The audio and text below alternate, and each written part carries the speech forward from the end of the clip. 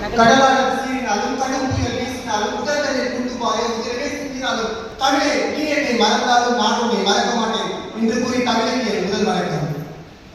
அன்னச்சத்திரம் ஆயிரம் வைத்தால் ஆலயம் 16,000 நாட்கள் அண்ணாயாவே புண்ணியம் கூடி ஆண்டோரை எழுத்தறிவித்தல் என்றார் பாரதியார்.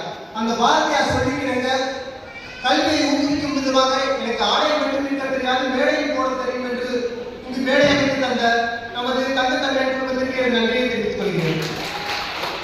அரை மணி நேரம் படிப்பு, அறிவு மரத்தை சிரிப்பு, ஆசிரியர் வந்தால் நடிப்பு, இதுதான் நம் கல்லூரி படிப்பு என்று அறிந்திருக்கும் கல்லூரி மாணவர்களுக்கும் என்னை போன்றவர்களுக்கும் சார்ந்தவர்களுக்கும் வெற்றிக்கண் திறப்பிற்கு குற்றம் குற்றங்களை சார்ந்த அகிலேன் பரம்பரை சார்ந்த நடுவர்களுக்கும் என் முதற்கண் நன்றியை தெரிவித்துக் கொண்டு என் உரையை ஆரம்பிக்கின்றேன். என்னை நீண்டெடுத்த இந்த தாயின் கருவறை வழங்கி எனது பேச்சை ஆரம்பிக்கின்றேன். கண்ணும் கண்ணும் பேசினால் அது நட்பு, இதையும் பேசினால் அது காதல். உடல் வரம், உடல் உயிர் ரத்தம் இப்படி அனைத்தும் ஒன்றோடு ஒன்று பேசினால் அதுதான் தாய்மை. அந்த தாய்மையை சிறப்பித்து தான் நான் வந்திருக்கிறேன். தாய்மையின் தியாகம் தெரியுமோ? அது சாதாரண வழி அல்ல. மரணத்தின் வழி என்று தெரிந்து மரணத்தின் வாசல் வரை சென்று வீழ்த்திய ஒரே பெருமைக்குரிய தெய்வம் அந்த தாய் மட்டுமே. தாய்மையின் தியாகம் என்னவென்று தெரியுமோ? குஜராத் பூகம்பத்தில் ஒரு தாய் பூகம்பத்தில் இடிபாடுகளில் சிக்கிக் கொண்டார். 2 குழந்தைகளின் கையில் ஏந்தியபடி தாய் இறந்து விட்டார். ஆனால் குழந்தைகள் இருவரும் பிழைத்துக் கொண்டார்கள்.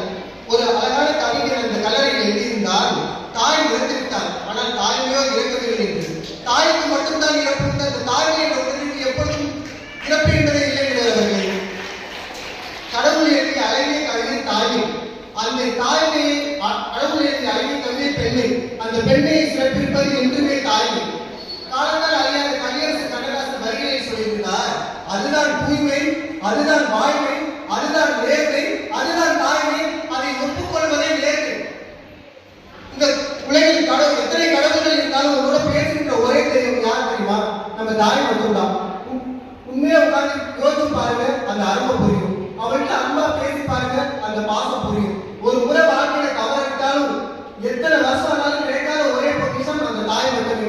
அந்த தாய் இந்த 10 மாசம் அந்த கருவை சுமந்து எப்படி எவ்வளவு கஷ்டப்பட்டு ஈட்டெடுக்கிறார் தெரியுமா?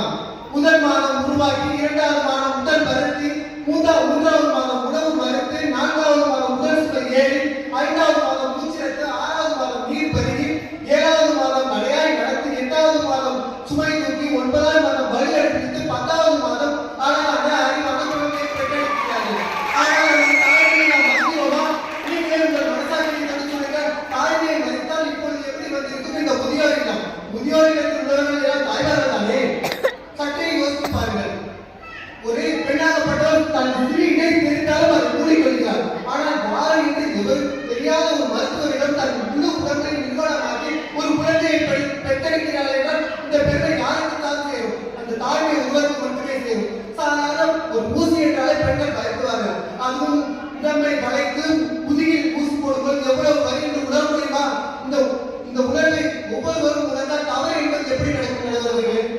ஒரு குழந்தை பிறக்கும் பொழுது தாய்மை உணர்வுகள் எல்லாமே ஒரு அம்மாவின் உடலிலிருந்து தொப்புள் கொடி வழியாக குழந்தையை சென்றடையும். சில குழந்தைகளுக்கு 7 மாதத்துல பிறப்பாங்க, 8 மாதத்துல பிறப்பாங்க.